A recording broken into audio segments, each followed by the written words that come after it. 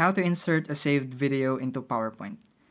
Hi guys, let's improve your PowerPoint presentation by adding videos and making it more engaging. In this tutorial, we'll learn how to insert a saved video file into a PowerPoint presentation. So basically, there are two ways. The first one is to add the saved video from your local files by clicking on this insert category.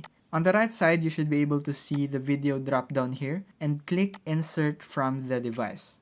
What you can do is select the video file you want to add and click insert. The second way is to just drag and drop the file to PowerPoint like this. Additionally, if you find it difficult and time storage consuming to download files, you can directly source the video from YouTube or SlideShare or even Vimeo. Just copy the video's URL and paste it here. Click insert and it should be displayed on your PowerPoint.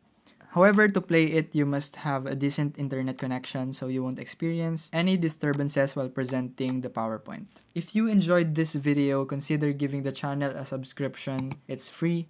And click on the like button. This helps the video reach people in need like you. That's it. Thanks for watching, guys. See you on the next video.